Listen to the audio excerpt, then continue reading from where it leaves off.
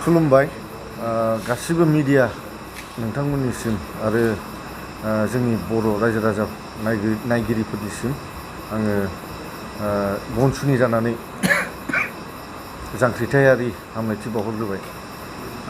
जोंनि दिनैनि प्रेस मिट लानायनि जाहोनानो जाहैबाय जे बनसुआ 26 सेप्टेम्बर 26 सेप्टेम्बराव जोङो मोनसे मास गेदारिं मेगा मास गेदारिं उदालगुरियाव लानो गोनां दङमोन।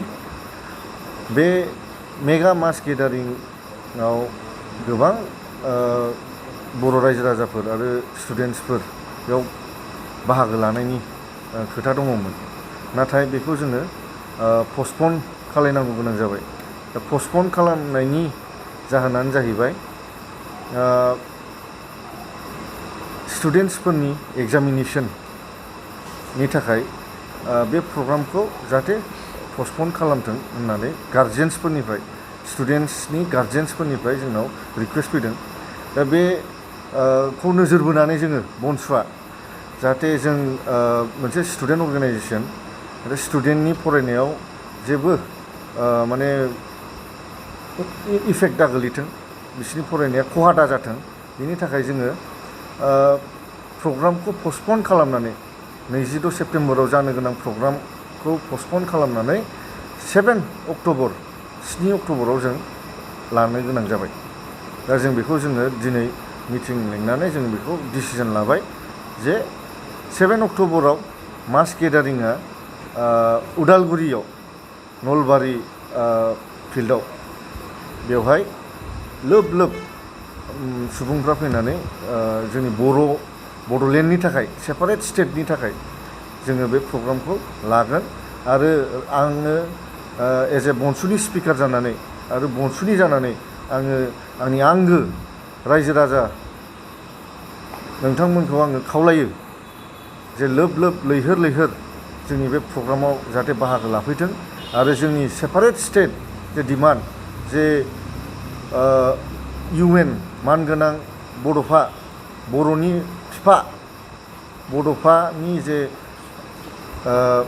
आद्रा थानाय सिमां, बे आद्रा थानाय सिमाङा जाहाथे मोनसे समाव फुलफिल जायो, बिनि थाखाय आङो बयबो रायजो राजाफोरखौ बाहागो लानो थाखाय बर' रायजो राजाफोरखौ बाहागो लानो थाखाय आङो खावलायहरो। आरो खालि बर'ल' नङा, जाय जाय गुबुन हारिफोर बर'नि जे बड'लेण्ड डिमान्डखौ सापर्ट खालामबोदों आरो दिनैसिमबो खालामबोगासिनो दङ, बिसोरबो बाहागो लाफैनो हागोन। जों बेखौनो गुरै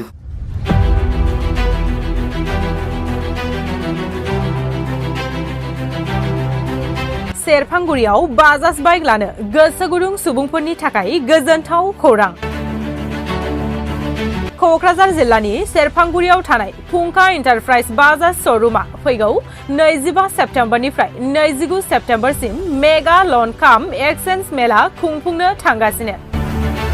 बायगिरि बिथांमोनखौ मिथिहोहरनाय जायोदि डाउन पेमेन्टआ RC इन्सुरेन्स लाफानानै 10,999 रांनिफ्रायनो जागायगोन। बेनि अनगायैबो सोरबाफोर गोसो दंब्ला 500 रां होनानै गोसो बादि बाइकखौ आवग्रिना दोननो हागोन।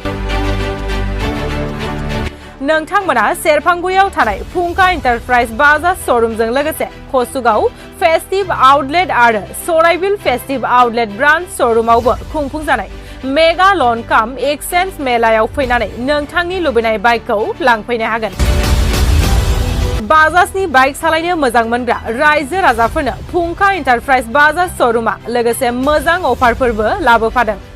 5 लिटार पेट्रल फ्रि, गंनै हेलमेट फ्रि, केस होनानै बाइक बायगिरिफोरनो 2,000 रां केशबेक मोनफिननो हागोन आरो मेगा लन काम एक्सचेन्ज मेलायाव बाइक बायगिरिफोरनो 1 बोसोरनि थाखाय 12 खेब फ्रि वाशिं होनाय जागोन। आबुङै मिथिनो थाखाय गाहायाव होनाय जानबुं नम्बरनि गेजेरजों खौरां लानो हागोन।